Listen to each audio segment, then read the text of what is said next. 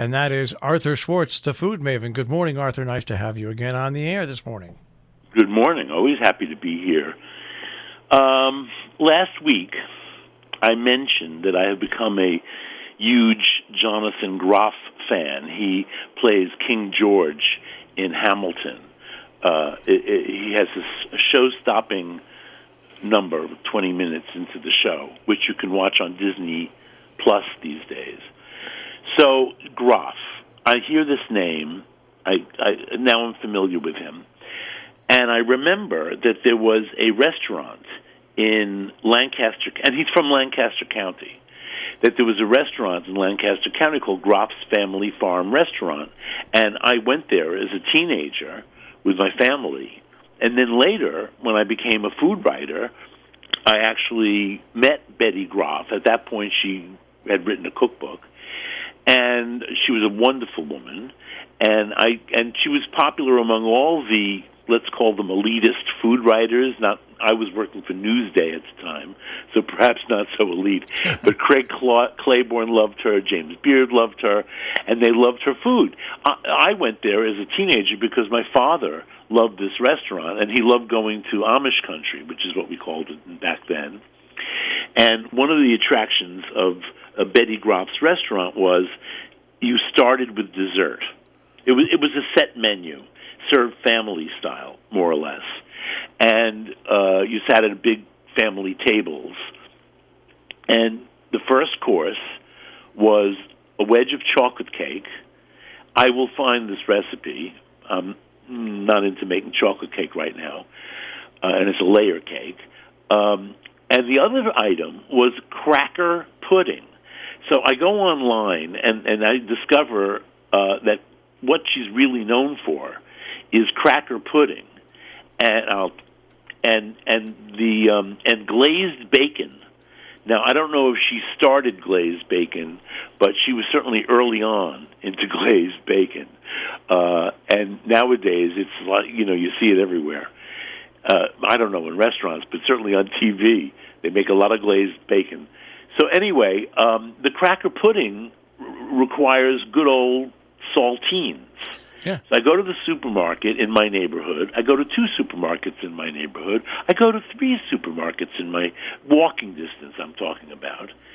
And nobody carries saltines. Amazing. So Really? they have imitation saltines of organic, non-GMO. Don't ask, okay? But vegan. So I go to, and there was a couple of other items that nobody carries around here that I really wanted. And I'll tell you, I have a little list. Saltines, French's yellow mustard. Don't go to a fancy supermarket for any kind of yellow mustard. True. All they'll have is Dijon, and maybe if you're really lucky, they'll have some kind of New York-style deli mustard, brown, spicy mustard. I always buy Gulden's, and this is actually a couple of years ago already. I couldn't find Gulden's in the supermarket. I ended up ordering it online, and you had to buy 3 bottles. So I did that, so I'm well stocked with Gulden's, and the same for French's, by the way. I didn't really need French's because. By the way, I haven't had French's mustard in 20 years, but all of a sudden Bob was craving old-fashioned yellow mustard on a hot dog. So we went to buy yellow mustard, and it didn't exist, so he had to order that online. That also came 3 bottles. So another item, I'm laughing to myself, around the corner in my fancy supermarket, they don't carry iceberg lettuce. And I wanted to make BLTs. Now, you can't make a BL. Let me say, as somebody who almost always eats whole grain bread, whole wheat bread, not white bread, but on occasion I have some crusty Italian loaf or something like that. But you have to have a BLT on white toast, and with mayonnaise of your choice, but my choice is Hellman's. A really good tomato, which you're not getting until right now, and iceberg lettuce. I've tried this with romaine or leaf lettuce. It doesn't work. No, it doesn't No. work. No, it doesn't work. You need the crunch and the moisture of iceberg lettuce. And preferably for me, outer leaves, not too many white inner leaves. So I use the rest of the head after the sandwiches to make a salad. I like an iceberg salad every once in a while. So iceberg is a great foil for good olive oil. I have to add that, because I have some great olive oil, and I when I want to showcase it, besides making bruschetta toast with oil on it, I would make an iceberg salad. So anyway, and the other item, don't laugh, please don't. Oh wait, here's when you won't laugh. Nobody within walking distance of my apartment sells sweetened shredded coconut. You have to go to a regular supermarket to buy sweetened shredded coconut. All the coconut around here is desiccated, dry. Who wants it? Coconut. The other item, the one I don't want you to laugh, is French's crispy fried onions. Do you remember this product, Marshall? Oh, gosh, yeah. Okay. My grandmother used to get that all the time and put it on top of stuff. Well, there you go. My grandmother, this is one of my grandmother's two favorite snacks while she was watching television. She usually did needlework when she had the TV on. And I always wondered, how can you watch the TV while you're doing the needlework? But the fact is, whatever needlework she was doing in front of the TV didn't require her to look at it. In any case, knitting, crocheting. So French's, you can't knit and eat French's crispy fried onions because by the way, they're exactly as I remember them, and they're still greasy. So your fingers get all whatever. In fact, Bob, who's very meticulous, decided he had to eat his with a teaspoon. He didn't want to get his fingers all greasy from them. But they really are delicious, and they really are fattening. But I bought a large container anyway. These, by the way, the French's crispy fried onions. By the way, they marked the new box original because apparently there are some other flavors besides original. These have plenty of flavor. On the back of the box, you're going to find the recipe for the classic American green bean casserole with a can of cream of mushroom soup. And this is an essential ingredient in that dish. Excuse me. We never ate this in my family. When my niece, Rachel, got married, her husband, Max, asked her to make green bean casserole for Thanksgiving. So Rachel, having no clue about this recipe using this French's crispy fried onions, invented a recipe for a green bean casserole, and part of which was she fried all her own onions. Anyway, I'm getting off track here. The saltine pudding, Betty Groff's cracker pudding, is sensational. And by the way, for that you need some sweetened flaked coconut. So I happen to have a good supply in the house because once I found it, I wanted it to make a carrot cake, and once I found a source for the sweetened, you can imagine, used to be that's all you could buy. Now it's hard to find. Well, no, you go to a normal supermarket, they'll have it. But I have a large supply now. So here's the recipe for the cracker pudding. 4 cups of milk, a quart of milk. By the way, I did not like Betty Groff's directions for this pudding, and by the way, and this is a pudding you'll find a lot there's a lot of mentions of it on the internet. It's her most famous recipe. Sometimes it's Betty Groff's, sometimes it'll say Pennsylvania Dutch. She was Mennonite, in fact, from a very famous Mennonite family, and the Groffs are Mennonite too. So you'll find it online, but here it is. And as I did it, and we'll do it again. 4 cups of milk, a quart of milk, scalded, meaning put it over the fire, and it's going to be ready to use as soon as you see bubbles around the edge of the surface. Into that, you're going to put 2 cups of broken up, not crushed, but broken up saltines. that was almost one sleeve of saltines. I probably ate a few along the way, so I would say probably like 3/4 of a sleeve of saltines. I actually have rediscovered saltines. I like them. Bob, in fact, said, "Oh, I always used to eat them with my grandmother with butter, just plain butter." And we haven't done that yet because we haven't indulged that way, but I do have some good butter in the house. Maybe we should try it later. By the way, I could not find the small box of saltines, so I was stuck with buying the 4-sleeve box.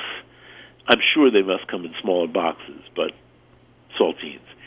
So you're going to have the two waiting for you, or as the milk gets scalded. Don't put it on a high flame. Put it on a lower medium flame. You'll break up your saltines. Measure out a cup of coconut, and in a bowl, in a small bowl, beat together 2 egg yolks. So you're going to have 2 eggs separated. 2 egg yolks and a half a cup of sugar. Enough sugar, especially if you're using sweetened flaked coconut.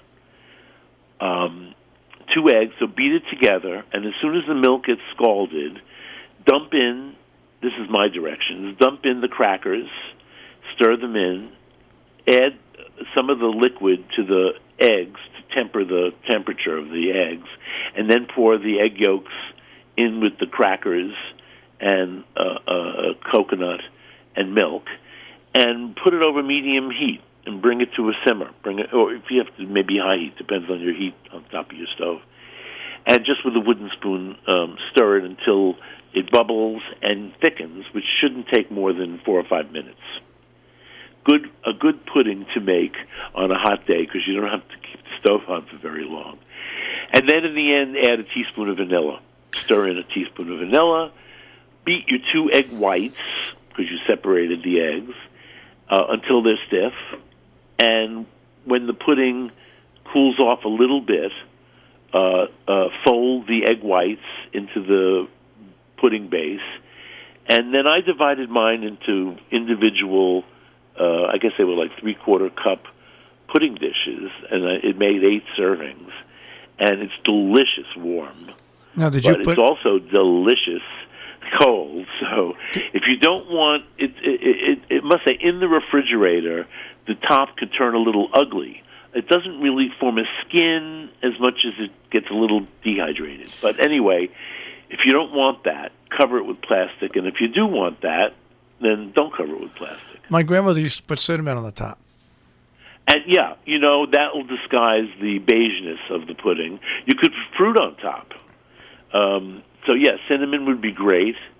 A little grated nutmeg along with the cinnamon, maybe. There's a lot of things you could do. As I was eating one, I was thinking, maybe I should put raisins in this next time. Raisins would be good, absolutely. Yeah, raisins would be terrific.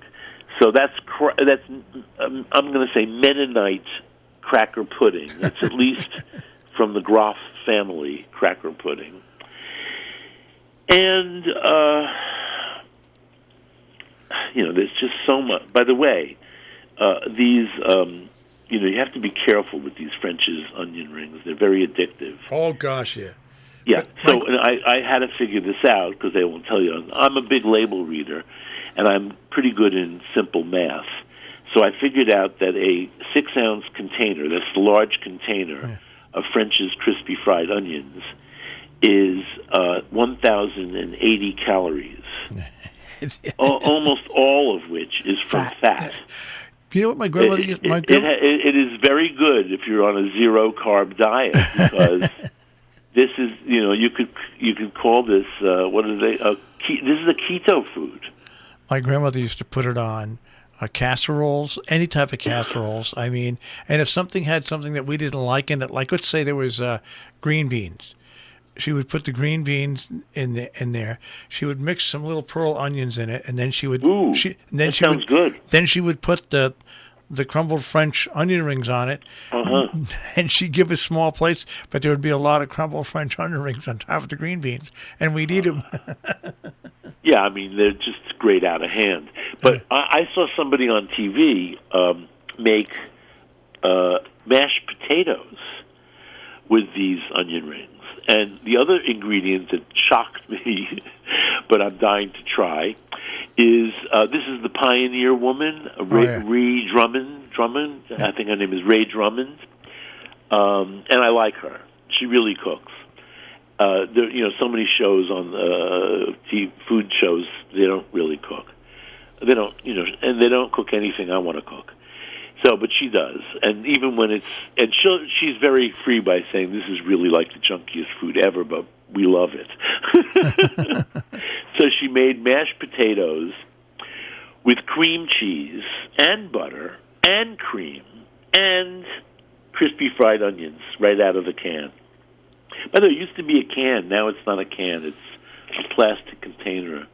And I must say, it looks very reusable. They used to, I may keep it. It's an unusual shape. They used to be in cans like breadcrumbs. The Italian breadcrumbs are in cans now. They used to be in cans. Yeah. What a memory, Marshall. Well, food. It's food. Some people associate things in life with haiku poetry. Not me. I associate it with food. Well, me too. I'm the same. So, speaking of food. No, saltines. Speaking of saltines, so now that I have all these saltines in the house, and pudding is not something a diabetic should eat much of, it brought back the memory of my father always putting crushed saltines by hand. He would do it himself. My mother would give him a small plate of saltines, and he would crush them over his chili. You know who made that famous, don't you? Who? Walt Disney. He would take. Really? He would open up a can of uncooked chili, and he'd start crumbling crackers onto it, and that's how he ate his chili. Oh well, I'm not sure that he invented that, but it may have been a generational thing. How old would Walt Disney be? My father would be about 100 and something. My father would be almost 100. Yeah. Anyway, but I also that saltines are great crushed over clam chowder or any chowder for that matter. It's pretty much the same product as those little oyster crackers. Isn't that what they call those little? Yeah, it is better than oyster crackers. Pardon me? It's better than oyster crackers. It's better, much better than oyster crackers. Oh yeah. The only oyster, and I must say, the first time I had this was at one of those restaurants in the northwest corner that lasts one season. So who remembers the name?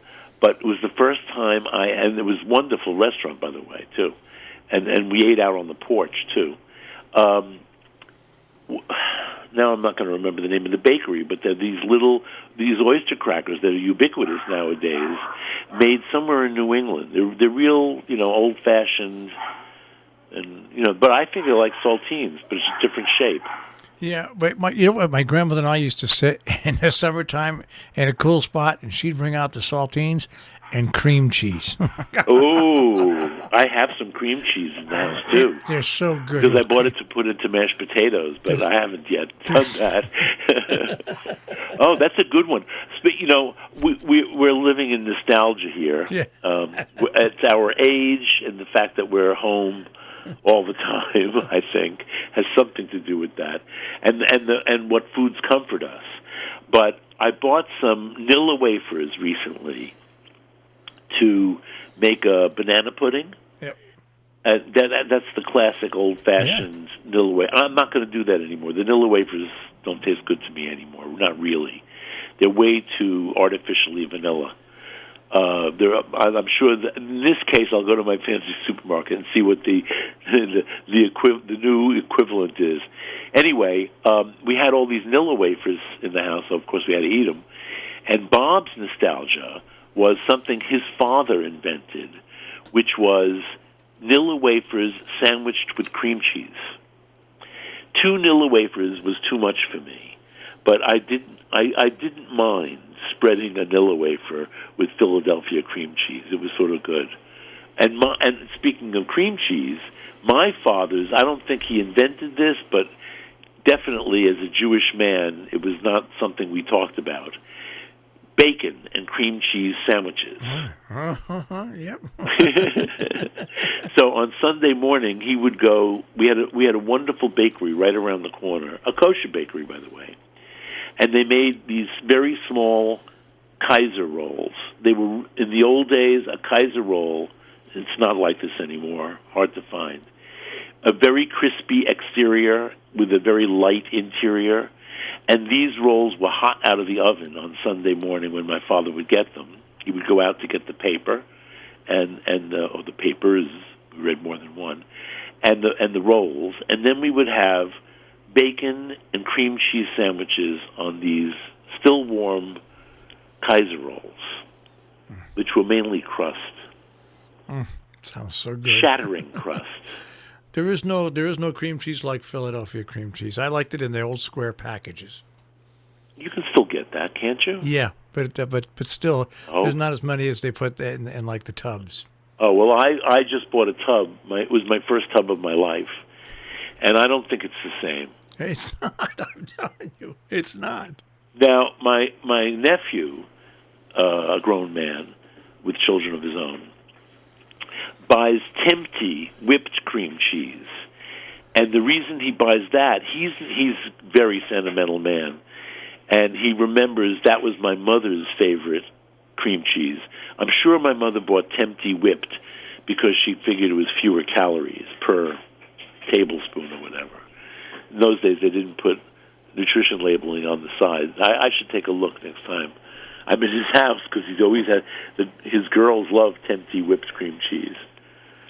And it's good. It's not. It actually has a sort of fresh quality that Philadelphia. So, do I have time for a quick? Oh yeah, Philadelphia story. We've got 5 or 6 minutes. Yeah, absolutely. So Philadelphia, is in Philadelphia. Cream cheese is international, and in most parts of the world, they don't call it cream cheese. They call it Philadelphia. I mean, they just identify it as Philadelphia. I can tell you, by the way, the history, origins of Philadelphia cream cheese, but I'll save it for another day. So we're in the mountains of Campania. What is it? We is me, Bob, probably Iris was with us. Iris was definitely with us because we just talked about this the other day. And I'm sure Cecilia was with us. And we went up to this town, Solopacca, for a wine festival, except that we got there a day too late. So the wine festival was pretty much over, except that the floats from the wine festival were still being displayed on the street. They weren't moving, there was nobody on them, but they were there. And there was an outdoor restaurant set up. Bob is cueing me here, but I don't need cueing, okay? He was there too, of course. Anyway, so yes, he's pointing out that there was one float. All the floats had to be made of grapes. So they didn't last very long. But this one showed Sophia Loren on a balcony overlooking a piazza, and the pavement of the piazza, which was like a mosaic, was all made out of grapes. So we get there, and we hadn't discovered the outdoor restaurant yet, and it was just like, I don't know, it was like a town. And so we were all hungry because we thought there were going to be food stalls or whatever. And so we go into a bakery to buy something to nibble on, and I get these little crescent pastries, and I say, well, what are they? Because they were unfamiliar to me. And my friends are all standing outside the bakery. And I say, well, these are interesting. What are they made of? And they said, cheese. They're cheese pastry. I get outside. We all bite into the cheese pastry, and we look at each other, and we say, Rugelach! Cream cheese Rugelach! How did they get to Solopacca?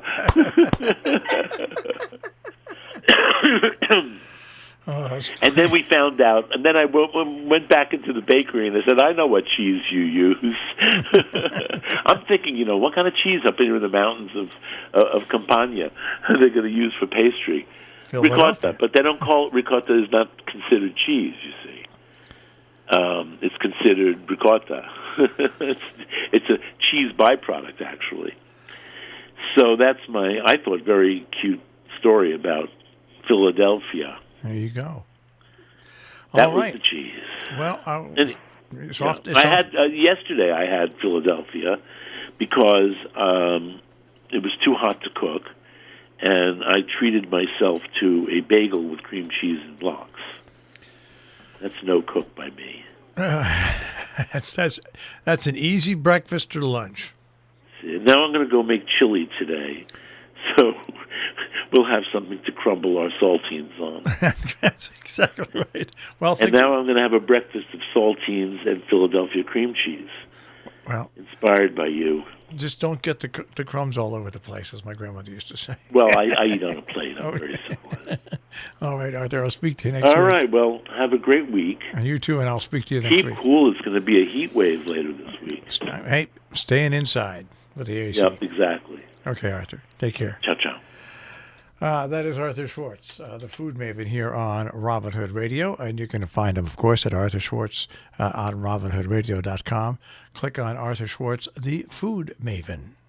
Underwriting support for Arthur Schwartz, the food maven. John Andrews Restaurant on the Hillsdale Road in South Egremont, 413-528-3467. On the web, jarestaurant.com. Rubiners Cheesemongers and Grocers on Main Street in Great Barrington, 413-528-0488, rubiners.com. Hillsdale Home Chef. More information, 518-325-7000, hgshomechef.com.